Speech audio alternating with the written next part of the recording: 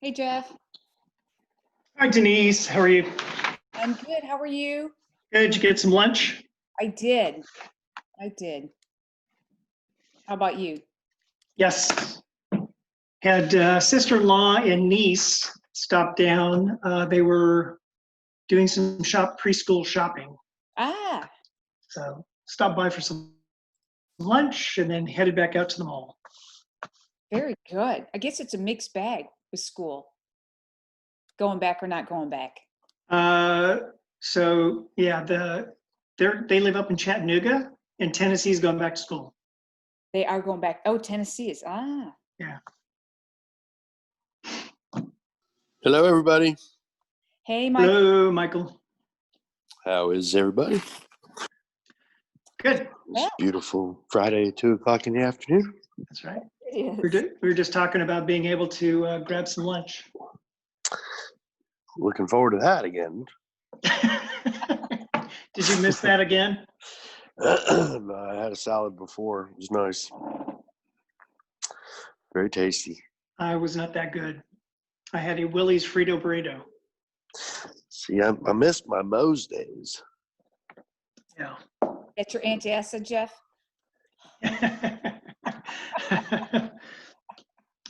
I don't know. I like it. I don't take it very hot, so I don't get the hot salsa or anything like that. But Right. you get your run in today? I did not, but I'm going to.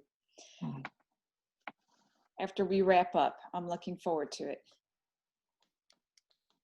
It's Linda. Waiting for the middle of the day? Yeah, I really shouldn't do that.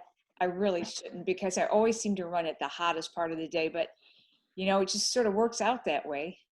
Well, that or thunderstorms. Yeah, really. Hello, Linda. Hey, Linda. Hey, good to see you, Jeff, Denise, Michael. See you. How are you? I'm doing well, thank you. Yeah. Is your hair getting Hey, Linda. longer there? It has a way of doing that. And my beautician has been stuck up in Tennessee, so been kind of tough to get a haircut, but yeah. My wife has engaged me to do that. Maybe cutting just an inch, do it straight cut an inch at a time, so it doesn't get totally out of control. Mine's got too many layers going on. I cut my husband's hair, I cut my son's hair, but definitely not signing up to cut my own or have my husband cut it for sure.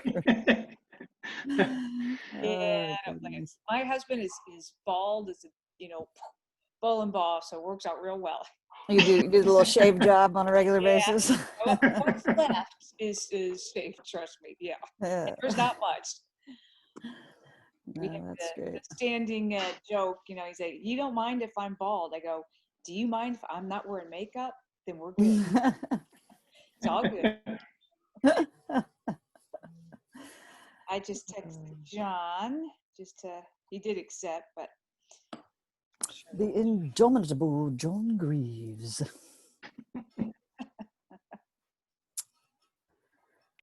So our survey's ready to go out today. I don't want to. Brilliant! Just went through the last testing for it. So awesome. Excellent. And as in going out, it's going out to the platform that's disseminating it, or it's going from the platform out to the it's a good question. So all details that are going to be covered in the presentation today at some point, I think. So I don't want to let the cat too far out of the bag and have to have everybody listen to it twice. I'll just copy this for John.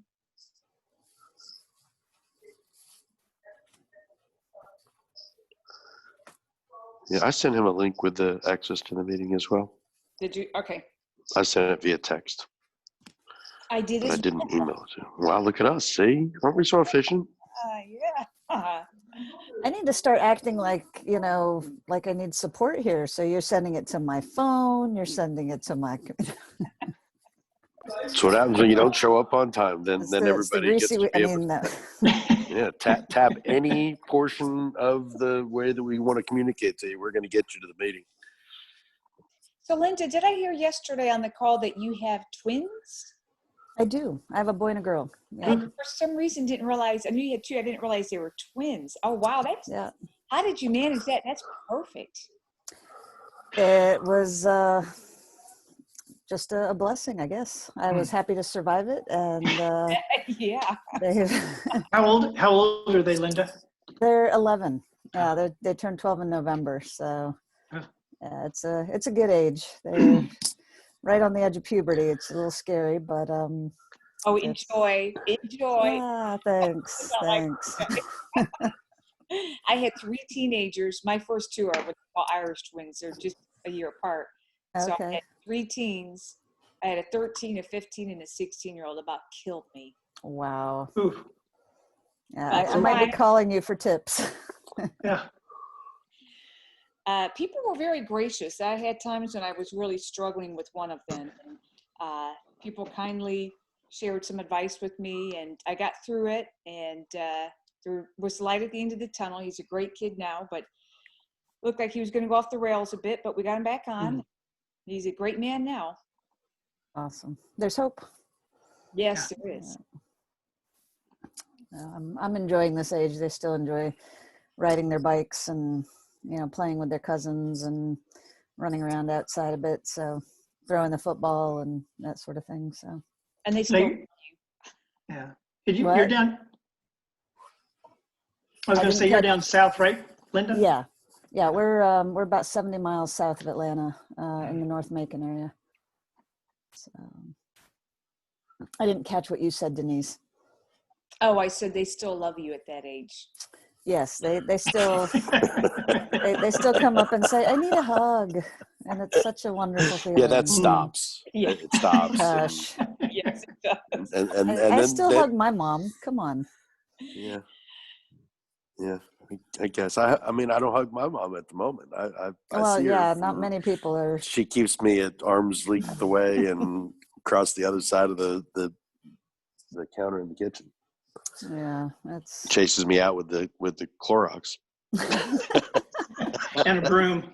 and a broom. Get out of here! Get out of here! The dogs are cleaner. Oh. Well, You guys can just go offline and call John because it's 6 minutes after. I'm conscious we just have an hour, so I'll be right back. Okay. Okay. Yep, thanks. brilliant. Such a great picture Denise has. Let's see. Her black and It white, is. yeah. It's a good one. What about you, Jeff? When you go off camera, does it just have your name, or do you have a logo or a picture, or what? I have not thrown anything up yet, but I probably should get that DFM data logo. Yeah, it definitely adds a sense of professionalism when you go into a Zoom event that is kind of a bigger networking type of event. Then you can make it a point to turn your video off, and you're basically advertising the entire That's event. right. That's exactly People right. take screenshots, right? They take And it's been screenshots passed of on. the. That's awesome. That's right. Although typically I don't go off camera, but yeah. But it would be a good I find opportunity. it very effective. I mean, just as a matter of branding and keeping the focus on the person who is talking.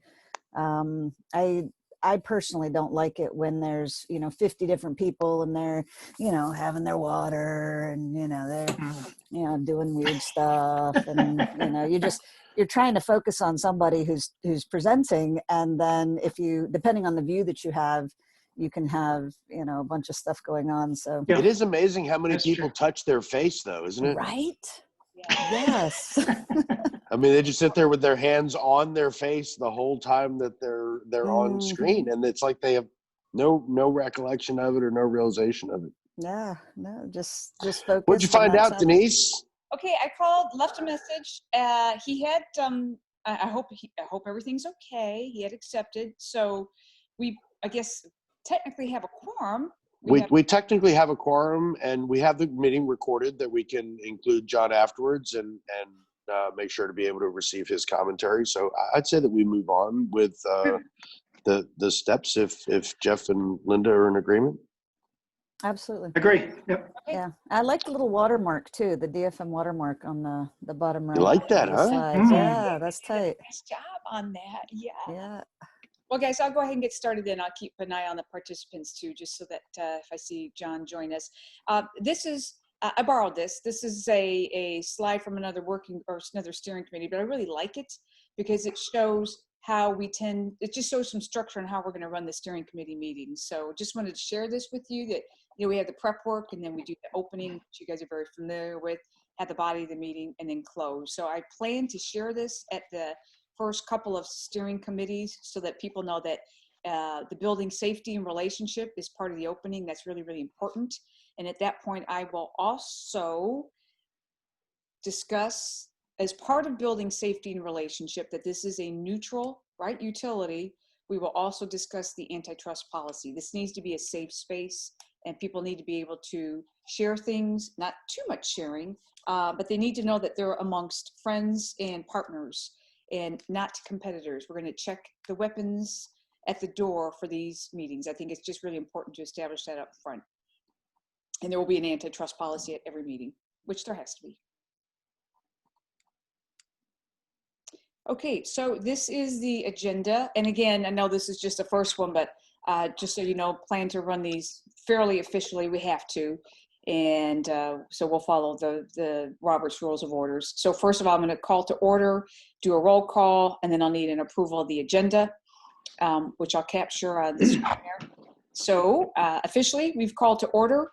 And for the record, we have Jeff Hurley, VP of Operations. We have Michael Darden, who is chairman of the board. We have Linda, is it Goetz or Getz? It's Getz. Getz, okay. Yeah. Who is secretary of the board. And I need a motion to approve the agenda as you see here. Motion to approve the agenda. I need a second. Seconded. All right. I'll go ahead and fill this in afterwards. We do not have minutes from the last meeting because this is our first meeting, but normally this is where we would approve the minutes. Yeah, the only change that I would suggest for the agenda is capitalizing operational after our goal 1 to 3 operational minimum viable ecosystems. Ah, very good. I'll make that note to change that. It's just because we're looking for such perfection in everything that we do. That's truly the only error. Yeah, I will. Preciseness. Nope, it's good. You've done a really lovely job, Denise. I mean, thank you. It's I really appreciate the structure that you're bringing to the table with this. So.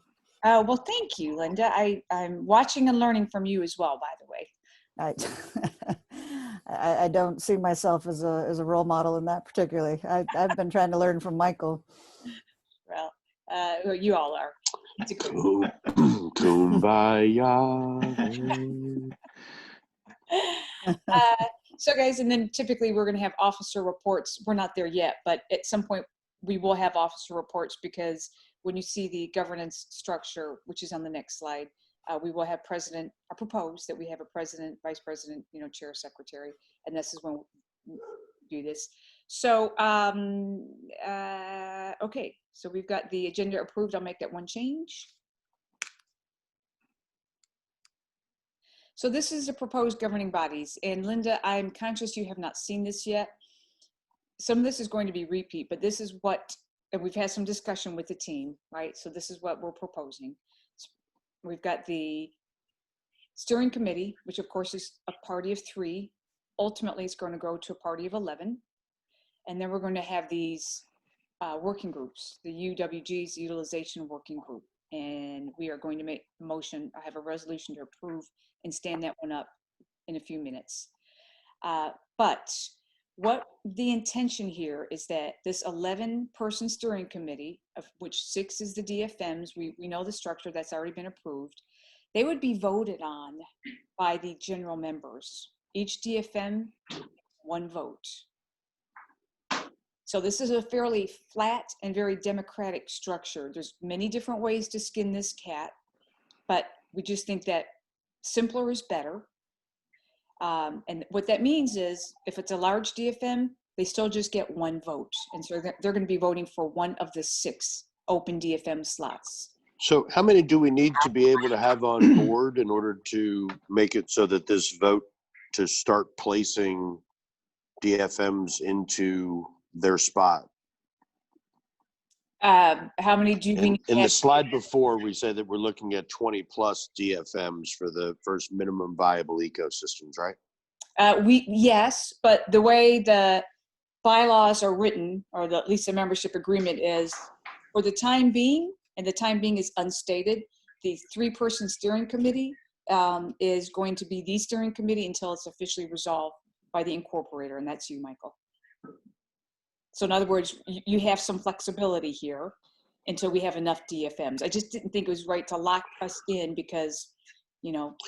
Yep, and I'm just mentioning it for the, you know, for the sake of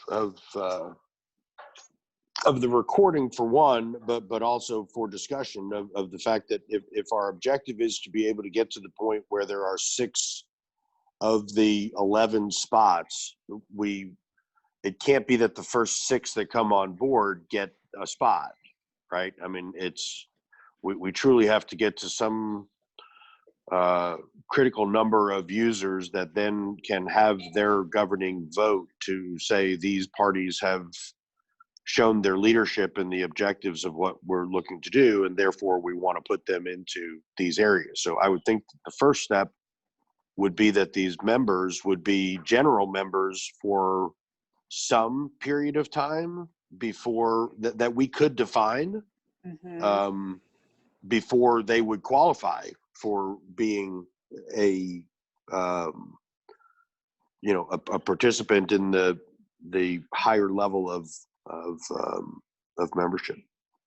So you're saying engage them in the working groups and see what level of leadership and engagement they come to the table with, and based on that, after a 3-month period or they've got to be voted in by 2/3 of their peers anyway. In order for them to be voted in by 2/3 of their peers, they're going to have to have done a little bit of good work on the working group side with the other constituents. So, you know, I think that there's a way to be able to position the fact that there are 6 board steering positions available for DFMs after whatever 1 year of a minimum of 21 digital freight matching companies that are engaged. As at that point, we'll have some history and some working group interaction with those companies that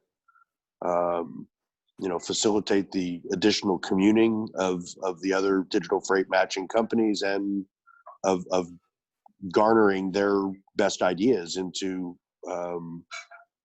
the steps of what they want to build next. I'm just curious on that 2/3 vote. Is there just going to be an election point where you say this company has put themselves up with this individual for the steering committee position, and you have 24 hours to register your vote, yay or nay? I mean, how are... So we went through a little bit of the design issues this morning in the technology component, and the way that we've built the system, we have the ability for users to be created by DFM Data Corp that are associated with one of the organizations. Okay. When that user is created, if they are associated with the governance module, then they can either be designated as being just a general user with a vote or being part of the steering committee membership.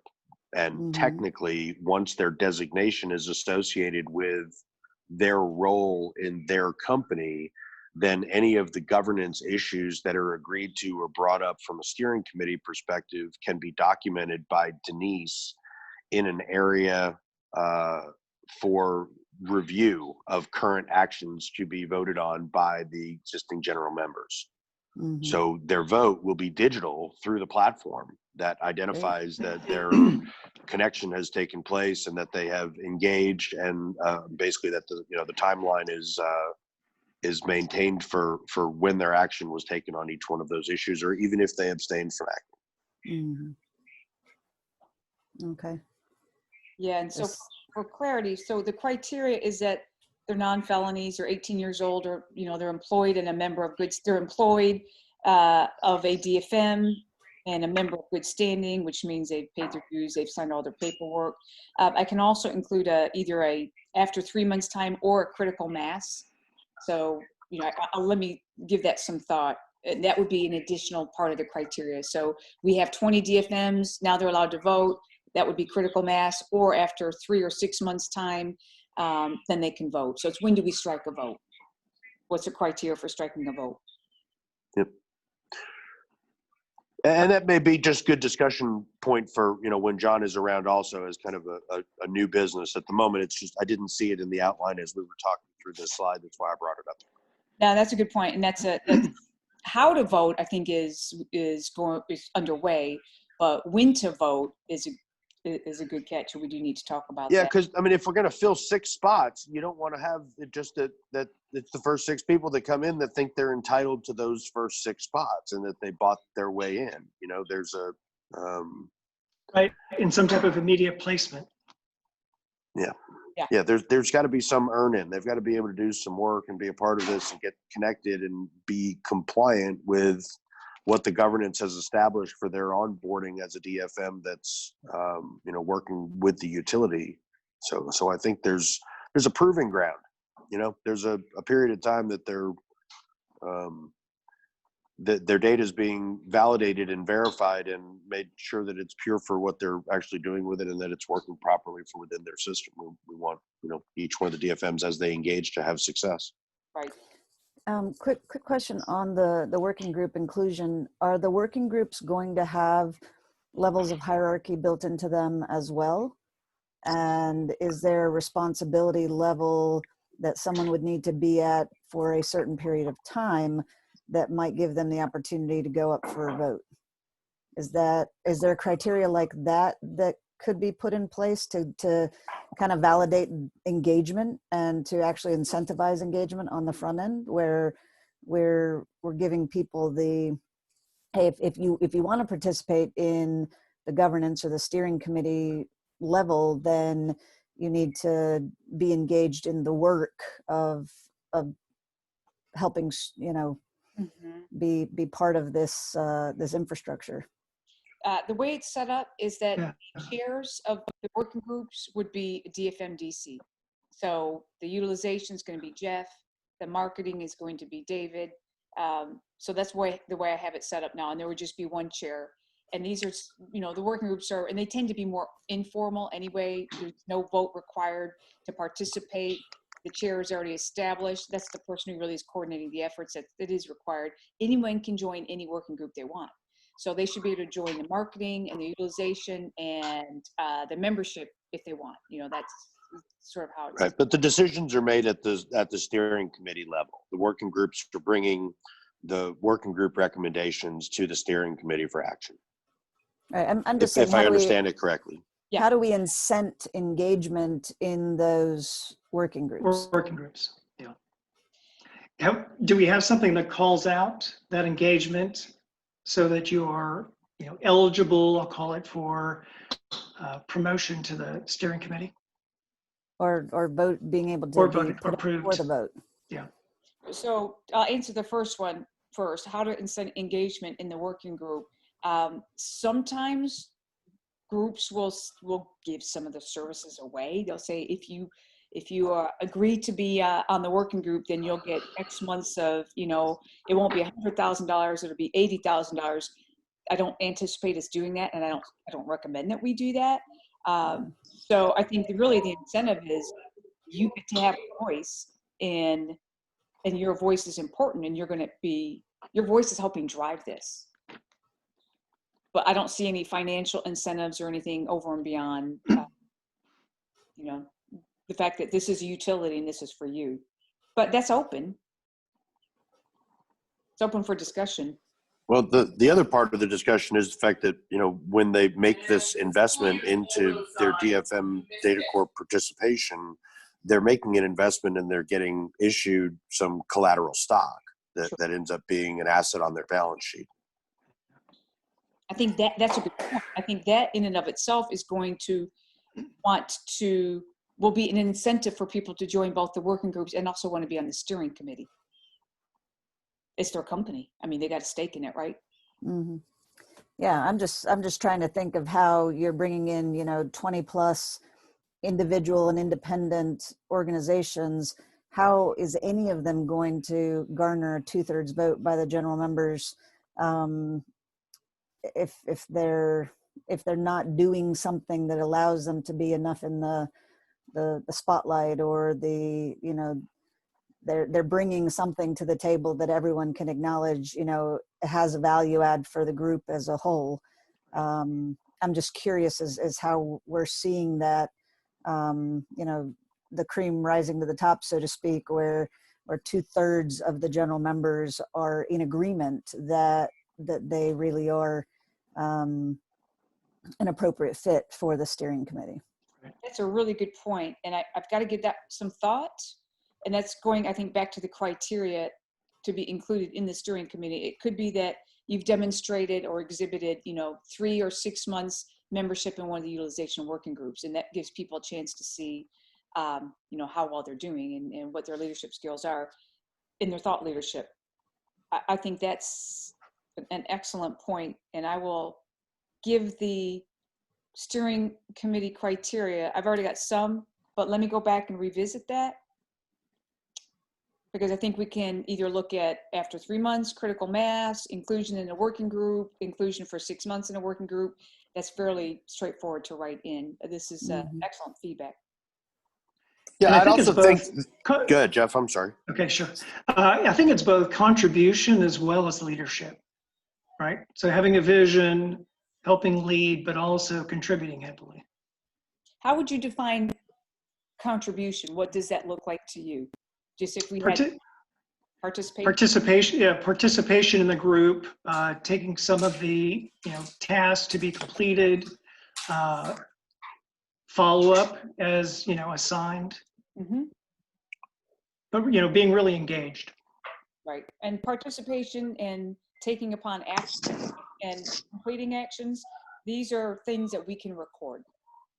That's what I was going to say. They're key performance indicators, right? They're things that we can actually identify that these people were on these working groups and they accomplished these objectives in the time frame of what that working group was that enabled the steering committee to do this. They can basically build a resume of their events that they were part of proposing one of the new elements, as well as voting for their participation, and will literally be building a digital history of the things that they have signed on to or voted for that have become part of the governance. And they're going to have I could see a way that we could scorecard, those participating votes from a general participation perspective and alignment and, participation and new ideas. And those are all key data points that I think we could, in building the governing voting instrument, be able to capture on those that are designated as the ones that carry the vote for their company. And here's a question tied to that. Is it tied to the human being, the individual, or is it tied to the company? Because if I'm representing a company, I come in, I participate, I'm doing great, and then I get shifted out of my role, or I go to another company and my company brings someone else to the table. Do they lose the engagement that company has had to that point? Not that the company has, the individual that was connected to that record can become deactivated and right. the voting disconnected from theirs. And once it's disconnected from theirs, then that one single vote from that company can be reauthorized to another one of their users. Right. I'm just saying, does the scorecard represent the human being or the company? Because we need to be really clear on that on the front end. That's a good question. So potentially lots of contribution from an individual, but they slide out of that role. Does the company gain benefit from that previous contribution, or does it start over? Well, right now it's 1 vote per company, not 1 vote per individual. So I think that the company should. Right, but the question is related to the key performance indicators that were built by that person, whether the score of that person would be then carried over to the new person that they elected within that DFM to take that role. I personally think it should. I think the company should get the benefit of the contribution of the person I agree. I think the steering committee is going to be representing the companies that are, in that leadership role. And it's, I wouldn't want to see a company lose a history because they change, a staffing, but people are also voting for a person. So imagine you had somebody who is super active on behalf of one company, and then they shift and they're actually still in the working groups, but representing a different company. How do we handle that? And they could be voted for based on the work they did for the first company, but have that go forward in the benefit of the new company they're with.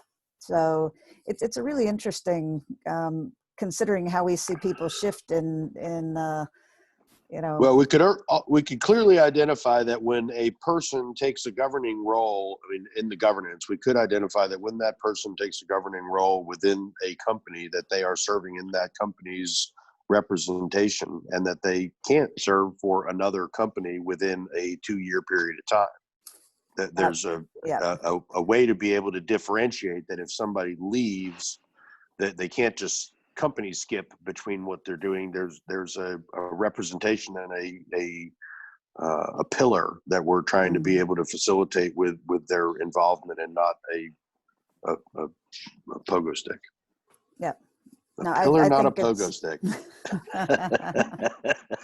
Well, you don't want opportunistic hopping. No, opportunistic hopping is not a good thing for governance. Yeah. And guys, this is a proposal, and again, this is a very flat organization that truly is democratic, but there's another way of doing this, and that is the board of directors of DFM Data Corp either have to approve the steering committee nominations, or they appoint the steering committee, which is more typical, actually. Yeah, and the appointing of them is really what kind of the first steps have been, of being able to facilitate the creation of the initial steering committee. But the sequence of events that we can foresee taking place is that we're going to establish within this membership program what the additional members that are going to participate in the steering committee, that they're being nominated for those roles, and then that they're actually accepting the responsibility of being part of that steering committee as well. But then there is the chapter of the DFMs and their participation in the steering committee, and I think there's just a real sense that needs to be considered about how to be able to populate those 6 roles. Do we make it so that we populate 3 of them from the first 30 or first 40 companies that come in, and then the next 3 from the next batch? Let me think. Do we try to be able to get all 6 of them in at the same? 6 out of the first 40 companies seems like a overbalanced, a first mover unbalanced advantage. It's that a would massive expire first after mover advantage. Right, but if their term only lasted for a year, then it's not a big deal. The terms are only supposed to last a year, really. Yep. So it's not a 3-year term. I've got a 1-year term proposed. Okay. And that's again why we get good turnover here in the representation of the folks that are here. But it just needs to be thought about, of what those rules should look like, so that when everybody is coming on board to be able to comply, that they're aware of the milestone levels for where participation begins. Yeah. Is 1 year really long enough? It's certainly on the shorter side, but personally, I think that especially we can always change it to 2 years later. I think 3 years is too long. Absolutely, yeah. I think 3 years is too long. I think 1 year at first is helpful, because then people can sort of see. This is new, right? This is new utility. I would anticipate that you might change it to 2 years later. But again, this is just my feeling is that 1 year is good, because you're going to want to have some ins and outs, and people go, you know what, this is really not for me, or And they can still participate in the working groups, right? If they were part of the Right. steering group for a year, they're still able to participate in all the working groups of things that are going on. And each of the votes that are taking place. It's just that the steering committee is a commitment of truly the bubbled up materials that have come from the working groups that have been assigned to take action. Yeah, and it's relationship over time as well, right? And that's when you look at the structure of our country, you know, a 2-year term is kind of the baseline, because you take the first 6 months, 8 months to like figure out what's going on and then start being proactive. Hopefully people that have been in the working groups will be able to step into the steering committee with confidence and awareness of what's going on and relationships built with the people that are already a part of the steering committee. But that's almost my sounds only... like those people that are non-DFMs could be a 2-year term, and those that are DFMs could be a 1-year term. That's an interesting thought. That would provide some additional continuity. It's very similar to how the Senate and the Congress works, right? Where you've got, you know, different sort of representation from both sides of it with different terms, so that the overlap of change is never so disruptive that you don't have Right. I like that, actually. Yeah, that's good. I like that better. Yeah. That makes sense. Mm-hmm. It's also incentivizing for the companies that are serving in that governance position that they're not going to be squeezed out of what's taking place in that short 1-year window of time. They're investing in, you know, their knowledge of how to be able to run governances and to facilitate that knowledge in our growth. That they should be able to have, you know, their term of involvement and support to be where they can really plant their roots. Now, the one thing is, and this is why 1 year is, I am suggesting that they also be a node operator. So if you're on the steering committee, you've also agreed to operate a node of the DFM DC utility. So Linda doesn't want to operate a node, I don't think. And I'm not sure if Jeff wants to operate a node from his basement there. A personal node, yeah. Well, that would be node operator, nor would BITA, but and I'll clarify that. But it's for the DFMs, if they're going to be on the steering committee, they'd also agree to be a node operator. Mm-hmm. Yeah, and if there was, I mean, we need to have a lot of conversations around security as well, and who's taking responsibility and legal. Yeah, I mean, there's a lot that's tied into that that needs to be addressed probably before I would say 100%.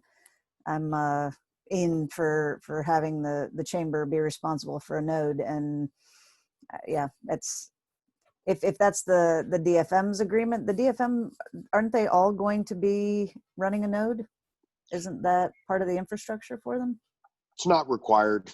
Okay. The structure of how the distributed ledger could be set up was such that we could run it on 7 nodes. Mm-hmm. You know, with fallovers and basically node centers for the smaller DFMs to be able to ride on somebody else's node that's similar to theirs. So we've got 5 main categories of types of DFMs. So if you categorized what each of the DFM types were to the node that was most conducive to that type, then it enables their interoperability within that node and updating the records to the other nodes in the network. So a 7-node network is really kind of the minimum of what would run this ecosystem, I think. Yeah, and guys, there's a longer term thinking with them being a node operator. Presumably, if you're a 1-year term and you have to have a node, then after some time, you're going to have more and more and more nodes, which means you've got more and more, I don't want to say vendor lock-in, this is not a vendor, but you know what I'm saying. You got more and more commitment. Once you have a node and it's running, you don't really want to de-escalate. You don't want to go backwards. So the more nodes you have running this solution, the better. And if it's a 1-year term and they have to have a node, it means you're accelerating the node operators as part of DFM DC utility, which I think is smart.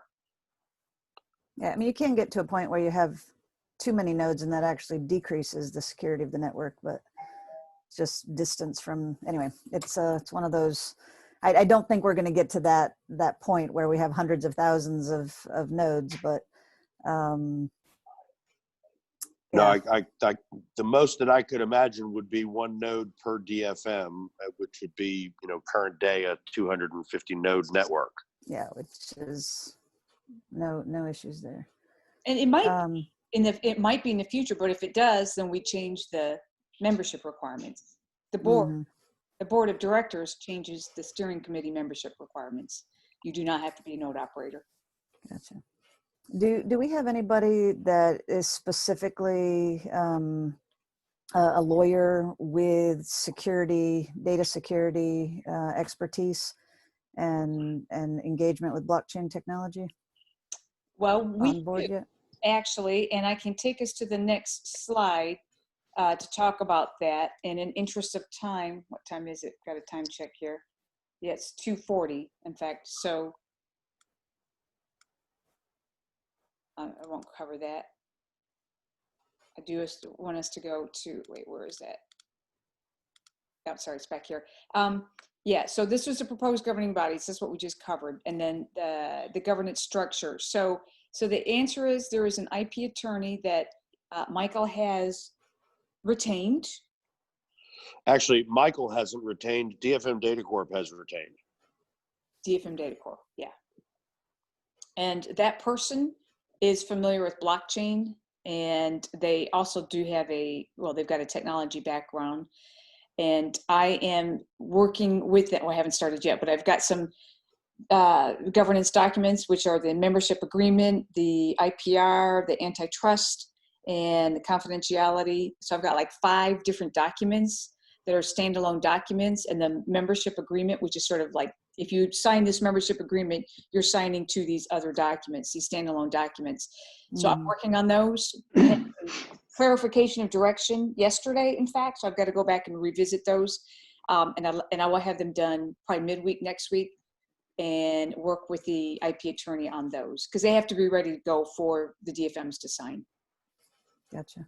When's our projected, like we have someone lined up that is ready to sign, we just need to get the docs ready for them, or are we on the blocks? So that's kind of where Dex has indicated in a previous phone call that they wanted to be able to see the package of documents. And we have drafts of them, but there's a assembly of them, and there was really a structure of how to be able to set this up that was fleshed out in the recent week. So I want to let Denise kind of keep going forward with her agenda and try to see if we can make sure that we cover the content that she's outlined for in the original agenda. Okay. Yeah. So the answer to that, if there's something we need to add, I mean, to the new business or for tabling, I don't want to miss anything. I'm not trying to turn anything off. Yeah, no. Justin Daniels is a reference I just wanted to make. He's a lawyer that's working with the Peachtree Corners, I think, has the Autonomous Vehicles Center. And he's just got an experience base in security and specifically in distributed networks that might be a value add. And I mentioned DFM and what they were working on briefly to him yesterday. So it's something that I'm happy to make the touch point if there's a focus on security needing to be made at this point. I think it's an important consideration, and it's one that I've thought of with the, hey, what if the chamber were running a node? What would I need to take into consideration, and what would need to be, foundational for this to be a go-to-market for us. So. okay, make a note of that name. Okay, so moving forward then, I think we've talked about the proposed governing right. So the decision's required, and I don't think we're ready to make a decision, but I think it sounds like I have more work to do here, but overall, we have agreement towards this. We already have agreement for steering and the utilization working group, but is everyone comfortable with the 2/3 vote by general members instead of the board of directors appointing the steering committee? I just think it's going to be interesting trying to get 2/3 of them to all vote yes for the same individual, unless it's just a, you know, hey, it's either a yay or nay, and we're putting up these 3 candidates, and you know, you have a chance to say yes or no to them, not voting them in opposition to each other, but just voting yes or no. Denise, I hear Linda's point also. Maybe the first round is appointed, and after appointment, after 1 year after their appointment, that there is a vacancy.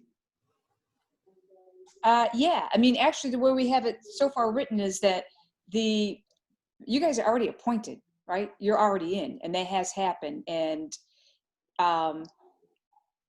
let me work on that language, because that's actually already in. But the first round is appointed, then the second round is appointed, or after 1 year's time, it opens up to more general elections.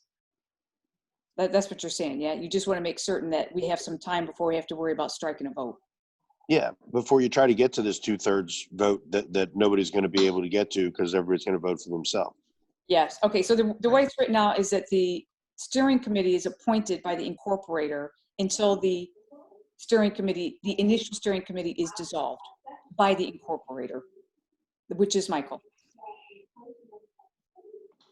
So I'll just clarify that language. But I don't think we can actually have a vote then. I think it's premature for us to have a vote on this.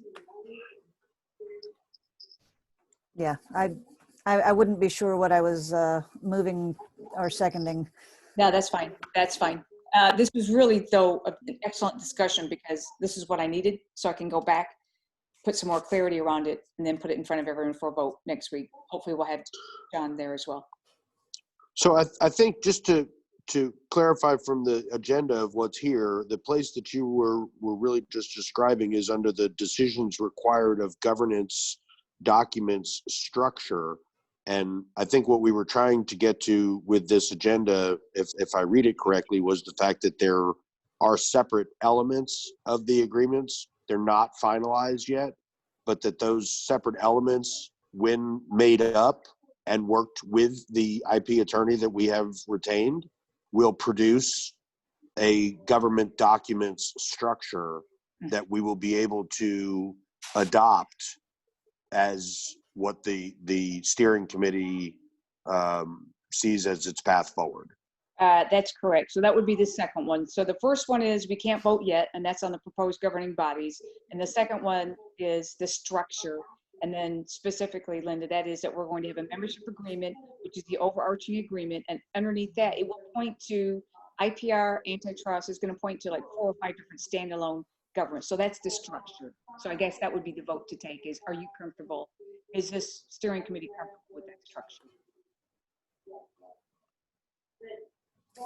Yeah, I mean, everything that I've seen, I think that we're heading in the right direction, and the general structure, and like you said, it's going to be more defined in the documents, is something that working towards that, the definition and the IP attorney's, you know, validation of the pieces and making sure we're not getting into any antitrust issues. And I mean, I'm in agreement that we should continue moving forward in the direction that you've outlined. Okay, so we have a motion to approve, not the government's documents themselves, you've not seen those, but the structure. So I need a motion to approve. Motion to approve. And a second? Second. I think I know what I'm agreeing to. Just the structure. We'd have a membership agreement, and then we'd have individual segments. But I'll come back to and that's actually an important point, because you could have one big overarching agreement, or you could have a membership agreement and then have individual sections. So it's just really the structure, and at this point. Okay, so the next one is. And it's at some point in the future, then we'll talk about the individual documents. Oh, absolutely. Yeah, there'll be a motion to approve those documents and a second of the approval of those documents once they've been reviewed by everybody on the steering committee. But at the moment, all we're saying is that the method or the mechanism for being able to prepare these documents is going to be that they're will be a membership agreement, and then there will be these other individual segments of an agreement that is currently a work in process, but that's the structure of how it's going to be created. Yep, that works. Okay, and then the final decision that we need is a utilization working group. And so we've covered this off. So the utilization working group is the first working group, which already has been approved, right? We need to stand this up so that Jeff can officially now start to work and bring this together. I will work with Jeff to set agendas, to talk about participants. That's still to come, but we have to stand up the group first. So I move to approve the utilization working group resolution. Absolutely. okay, Second. Linda and then Jeff. Excellent. All right, guys, that was the governance decisions that we needed to take. This is just in the deck. This is just the meeting minutes from the 13th and the 24th. These also went out yesterday. Linda, thank you for that, for your response. That's been officially recorded for DFM DC Data Core as well. And go back to the agenda because I know Michael wanted to spend a couple of minutes talking about the progress on some of these key things. So the first thing is the DFM Data Corp Command Center has officially been launched this past week. This command center is the ability to credentialize each of the DFM Data Corp administrative employees that have the ability to establish organizations that are doing digital freight matching. They have the ability to create a user for that organization that has access to modules, whether that be a marketing module or an operations module or a technology module or a governance module or the billing module or any combination of them upon their creation and their updating by a DFM Data Corp user. Their user display will be directed based off of what those assigned modules are. There's different roles and permissions that people can have within each of those different modules. And those basic functions of navigation from the point of us making somebody a user to the point that they can get to the proper module that they're responsible for working with is the step that is being completed this week. So we have it currently that we can create the user and the user is created and their modules can be connected to, but the display screens and functions of the core user interface on each of those 5 modules is what's being specified for the developers to be able to include on those pages.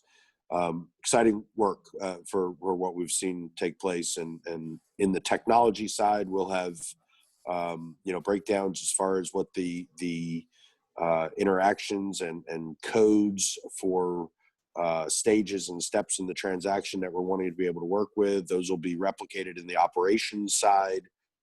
Some of the governance elements will be overlapped with what's in the marketing side, but the data structure of being able to manage each of the DFMs is stood up and running in an IBM cloud environment at the moment. So yay, we have 130 organizations that have been created currently inside of the command center, and those are from companies that we've had some level of engagement or conversation with. Second progress element is that there is a marketing survey, which I hate to call it a marketing survey. It's truly an industry survey for the impact of phantom information. We have searched high and low with all of the different publishing companies and talked to the digital freight matching companies and TMSs, and everybody says that it's a problem and no one has seemingly ever qualified it. So I have a friend who is a retired PhD professor from Auburn University, 22-year emeritus professor, who has written several research papers on how to be able to quantify survey results and information. And we have constructed a survey that differentiates the user based off of whether they are a shipper or whether they are a carrier or whether they are a broker, and helps to quantify and qualify what the impact of phantom information is inside of their current work environment and how much it impacts their day. The survey's gone through 3 iterations and testings, and today is the release of the fourth test, which will go out to a group that has, I think it's 70,000 members that are related to the freight and logistics industry. So I'm just going to make a posting there with the survey saying that I took it and that I was able to sign up to be able to get my results. And really all we're looking for at the moment is 50, 75, 100 responses from people that are in the industry, just to be able to get a flavor for what responses are going to look like, because we have a publisher of a very large publication that's agreed to be able to push the survey out to their online membership, and we own the rights to the survey and to the results of it. So this publisher is actually the same publisher that's looking to write an article on DFM Data Corp in September. So this data is very relevant to help really pinpoint what the value of the solution is that we're bringing to the table. So been a lot of hard work for the team to put together the marketing survey and get all of it ready. And those are the 2 bullet points that I was supposed to talk on. I think I did it in under my timeline. How'd I do? Yeah, that's great, and like huge kudos to the team too for putting that together. I've seen some of the iterations, and it's definitely an improvement on where we started, and it's going to be great to get the feedback of the community and really, like you said, quantify the value add of the DFM platform. Well, we're actually looking at utilizing this survey as one of the entry points into the DFMs themselves. You know, we want to be able to have this publisher where they can use it, but it's also a great way to reach out for the DFM and say, look, we're looking to be able to collect insights from those people that are doing this every day, and you guys are them. Share this with anybody in your team that you want, and the results can be shared back to you. So it's everybody's choice of whether they want to be anonymous or whether they want to have the results shared back with them, and their results are anonymous either way, but the ability for the summary results to be shared back with them is part of the design of the survey. So we're real excited about it and can't wait to get the final results of the reports. They're really pretty, which is great when it makes it so you can flip through the pages and make heads or tails of the information that's in there. So everybody's done a real good job of pulling it together. That's wonderful. Excellent. Yep. Exciting stuff. By including the link, it can also go viral. So that'll be important as well in the industry. So I didn't mention that. Thanks, Jeff. But it was a obvious moment that was captured last night, of the fact that the thank you note is there at the bottom of every one of the emails when you finish going through it, or anytime somebody goes through the survey. And I just mentioned it to the team yesterday that, why don't we just drop in a sentence here that says, if you know somebody else that this can be shared with, then here's the link. And boy, this could get big quick. I mean, this could get out to a lot of folks. So it's cool. Yeah, no, it's wonderful. A lot of good work in that. Do you want to speak to the consortium kickoff? I don't know if we've made a selection date of the time for it. And I haven't been putting too much of my time on that focus in the last week. Jeff, you have anything that's taken place in your purview on the planning for the kickoff meeting at the end of September? No planning as of yet, but the reason for the timing, I think, was going to be post the article with Inbound Logistics. Right. So there's a catalyst of events that we started to build with our Supply Chain Now article, and again, trying to be able to share the story of transparency for the industry to be able to participate in this utility. So I think us getting a timeline out there for when we're going to get together and having it so that there's a reference history of people to be able to see how we got to here and where we are is is critical in their path of joining forces to really address the 98% of the market that's currently not taking care to do digital matching. Yeah. Excellent. Any new Good business? stuff. And you get a couple minutes.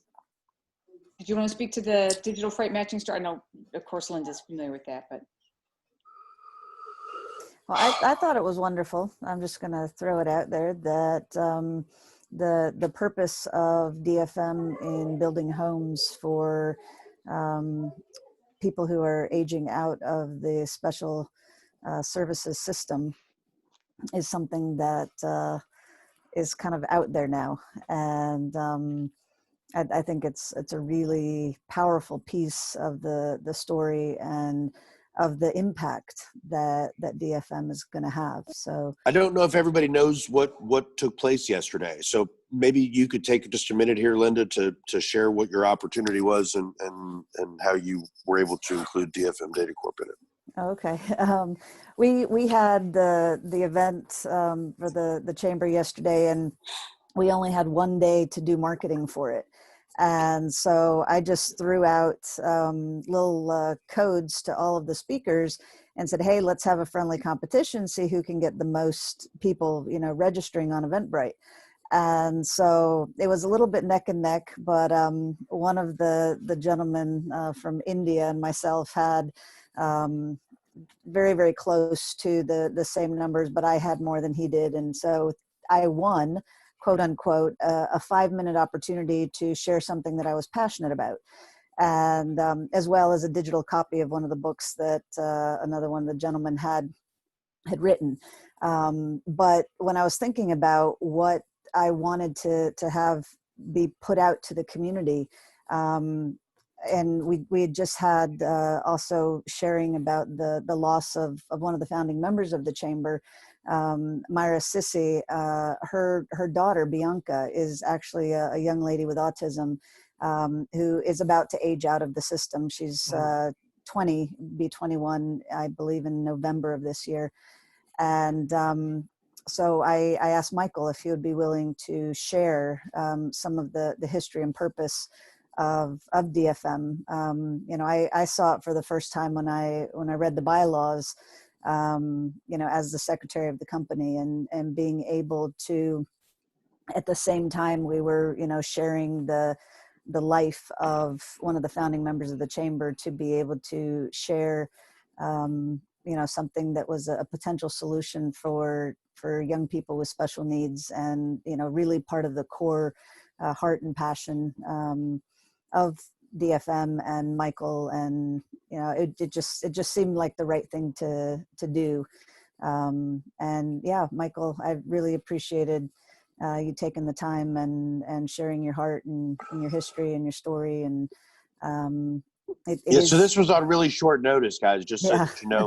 Linda sent me a message while we were meeting yesterday morning, and it was a text message that was a paragraph long of what she had just won, and the fact that she wanted me to do it. And I mean, I think I put the expression back of my eyes bulging out of my head. I don't know what emoji that's called, but it was that one with Googly eyes. humbled underneath it, because Linda's involved in a lot of different passion projects and things that are helping to change the world, and to be selected as the one that is driving her and is motivating to her is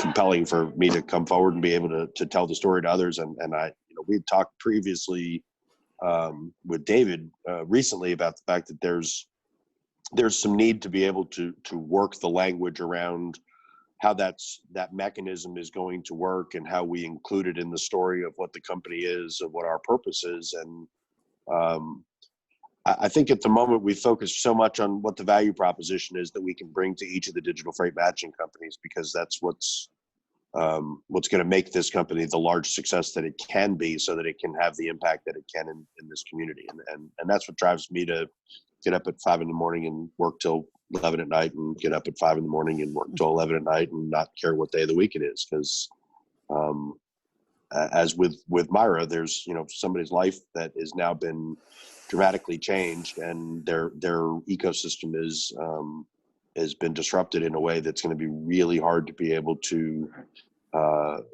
have success moving forward for in the short term. And the scary part is that a year from now, all services and support that she's had is going to be removed, and her mom's not going to be there, and she's not going to have the history of the people that knew how to be able to care for her. And it's my biggest fear with my boys is the fact that they have to have a good path to be able to go on, and there's so many parents that don't have the opportunity to make that path. It's why this mission. It was very good, by the way. I was on for that. I thought it was very well done. And I'm sorry Thank you, to hear Denise. about Myra. That was, I didn't know that, Linda. That was sad. Yeah, no, she was a very lovely lady, and yeah, this is one of the things I have on my desk now. So it's just it's part of my why, and I think that's you know, it's just part of I think why we all do what we do is because there's deeper meaning and purpose behind it than just money or yeah. So anyway, I appreciate being on this journey with you guys, and I know it's more than just a role or, you know, a gig or a position or something. I mean, it really is a different way of doing business to make it for yeah, for the kids, the people, and I'm going to touch my face because We all do that. We all do. It's very hard. I have a Well- nephew as well, so I know exactly what Michael's talking about. Well, it's for the community that really needs the support, right? Yes. That isn't going to be getting it unless we're there. yeah, can be part of the solution. So Mhm. anyway, thanks, Any guys. more new business, guys? If not, then I'll take a motion to adjourn. Seconded. I make that motion. Is that am I doing that right? Seconded. Motion, okay. Then we got a second by Jeff. Guys, thank you so much for the initial steering committee. Fabulous. I appreciate your direction as well. And one last thing, and I probably should not have adjourned. Meant to do this. Are you okay with weekly meetings at this point, or bi-weekly meetings and then do ad hoc? I'm fine with weekly meetings. Weekly I know meetings. you guys all have weekly meetings anyway, so if you just want to throw me into one of the ones that you have, if you can get John on the docket too, that'd be great. Okay, we'll do weekly for now. I think that's a good idea. And let's make sure that John gets a copy of this recording here so that he can put any of his comments back to us as well. I'll take an action to do that. Excellent. Thank you, guys. Happy Friday. Thanks, guys. Thank you. Super. Thank you, everybody. Have a great weekend. You too. Bye. Super work on everything. Really appreciate it. Bye-bye.